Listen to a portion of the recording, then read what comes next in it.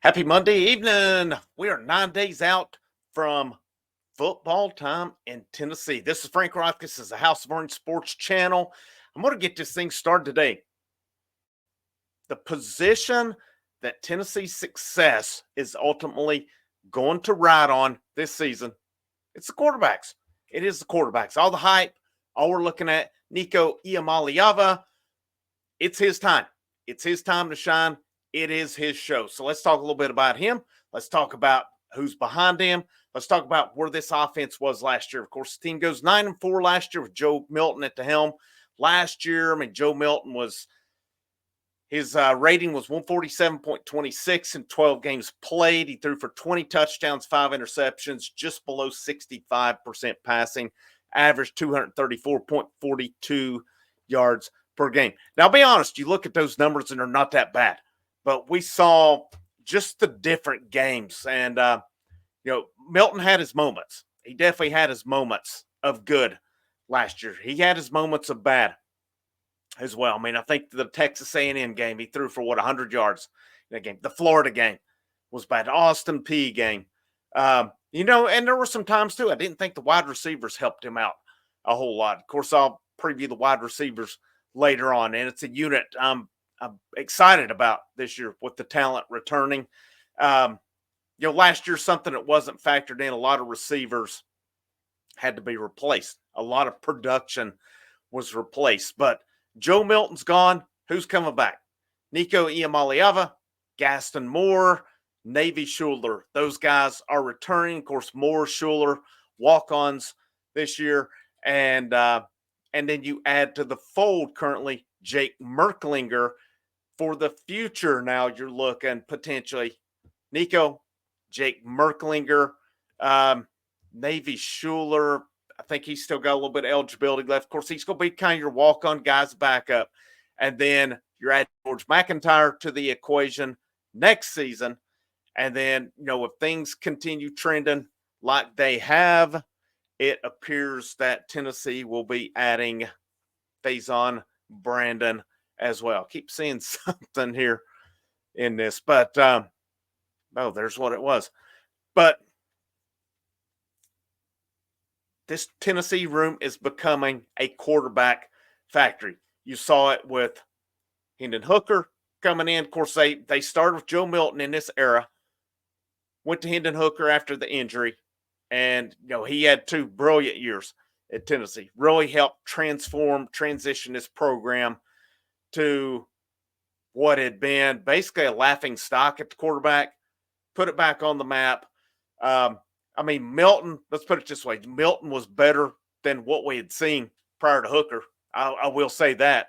And now it's Nico's turn. Nico, of course, coming in with all the hype. Depending on the publication, some publications ranked number 1 overall. Some had him a 4-star. Most had him a 5-star. He's got all the hoopla, all the rumor out of the money he signed for. So, we saw a glimpse of it in the bowl game last year. His numbers last year, overall 28 out of 45, 135.5 rating, 2 touchdowns, no interceptions, 314 yards, 62% completion, and he threw for about 62 yards per game. Now we look at the bowl game. That was kind of our little bit that we saw out of him last year. The numbers were not off the charts, but I'll tell you, man, what I saw out of him, and especially what was not factored in, was that was one of the most makeshift offensive lines I have ever seen at Tennessee. And this goes back, it's saying something, the amount of times we've seen walk-ons start on the offensive line with some of the discrepancies that was done by coaching staffs early on in building an offensive line. That was just a lot of injuries at the end of the last year. And, but, that's a unit. Of course, I'll talk later on about that unit. I have big expectations for that offensive line. You see Nico behind this offensive line this year, what he brings to the table. We saw it against supposedly, one of the top defenses in the nation in Iowa. Iowa made Nico struggle. He made him get out a little bit, but we saw the playmaking abilities. We saw some things he did, throws on the run, the arm. We saw some stuff in the orange and white game. The talent is there. And what excites me with him as well, last week at Josh Heupel's SEC Media Day, somebody asked him about Nico, and he said, he's ready to hit the ground running. That was basically, he said he's ready to go. I love hearing it. That tells me they're not putting the training wheels are off, so to speak. I think they gave him some leash last year in the bowl game as well. I just think he just didn't have a lot of time, and but he made a lot of things happen. He held on to the ball at times too long, but I think when you see, we'll find out in the North Carolina State game. Of course, Chattanooga, I think he should have his way against them. Hopefully, we said that against Austin Peay last year with Joe Milton. But against North Carolina State, I think that's where we really see what Nico does. And this team, to me, if Nico's what we think, I think they're a 10 or 11 regular season win team. I'm not factoring the bowl game or the playoffs ever, how far they get next year. The sky's the limit for this team, though. I mean, there's so much talent around the board. And again, I'll kind of keep it focused on the quarterbacks. I think you're back up, and I say I think because I've seen a couple different things on. Gaston Moore seems to me like he'll be the backup. 5th-year senior.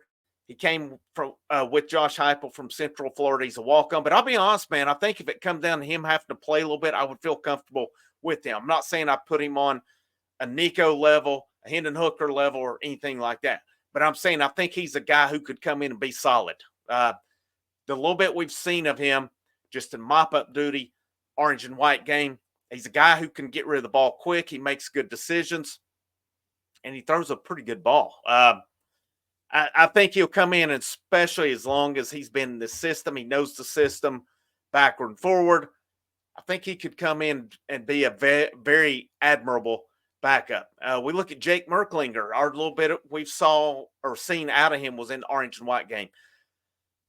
He showed the ability to scramble. He showed a good arm. Coming in, he was a consensus 4-star quarterback out of Savannah, Georgia last year. And what I like about the guy, he knew what he was coming into. He knew was ahead of him. He was not afraid to come in and compete. He's not afraid to come in, sit, learn, and possibly take over when Nico leaves. And, best case scenario, I keep saying that.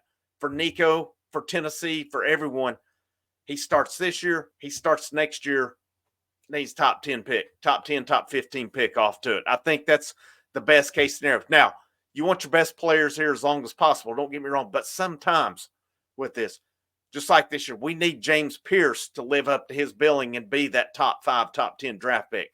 We need next year Nico to live up to his hype, to live up to his ability and go be a high draft pick. Tennessee needs that because in this era of NIL, all these things going on, the biggest factor that's going to trump anything is going to be putting players in the NFL. That's what players want to see. You do that with Nico. You get 2 good years out of him in Knoxville, and then he's off to the draft and has success. There's no better recruiter or no better recruiting tool than that right now.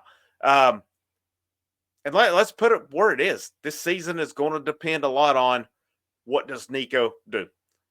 In the event, hopefully nothing happens. In the event that of injury, Gaston Moore, I think, will be an admirable backup. If it's long-term, if something were to happen long-term, hopefully it doesn't. All right? Knock on wood. But would they give Merklinger a shot or they let Moore go? Hopefully it's a topic we don't even have to discuss. But so like in the opener, I would like to see a real good half out of Nico against Chattanooga and then let Merklinger and Moore play. So let them finish the game. That's in a game like that, you want to get good game reps, but a game against Chattanooga, especially at the hype this year, I want to see them blown out at halftime and then let the backups play. That's what this Tennessee needs to start out. And then with North Carolina State, you start rolling. And I feel confident if all this team lives up to the hype that they do, I think they go in that Oklahoma game undefeated, and I think in impressive fashion in each of them. I'm excited about this unit. What Tennessee and Josh Heupel, what they're doing with this quarterback position.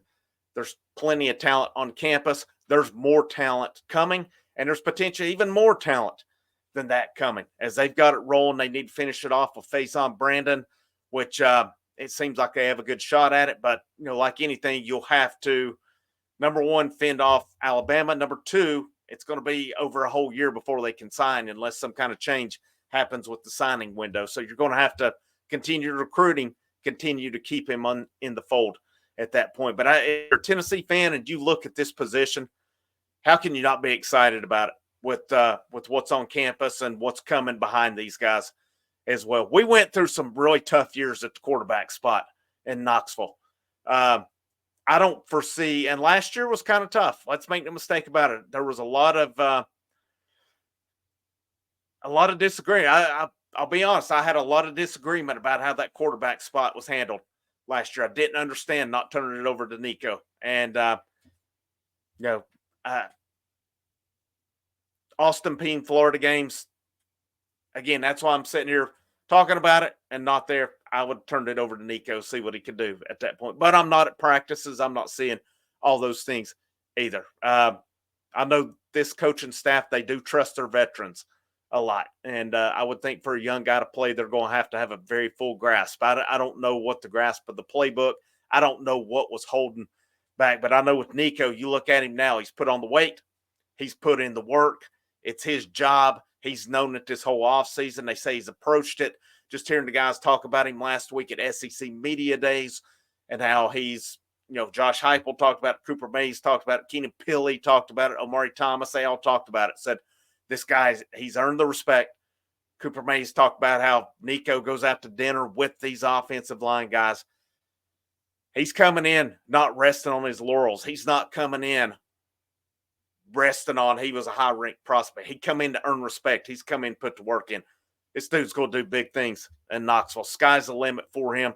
And we're going to see what he's made of this year. And I think it's going to be a lot. I'm really excited to see, especially over the next 2 years, how good this guy can be. I'm going to wrap up on that one. Of course, I'll be doing each position as we go along. I'm going to put memberships live tonight. Once I get all these, I'm going to try to do some bulk recording this week.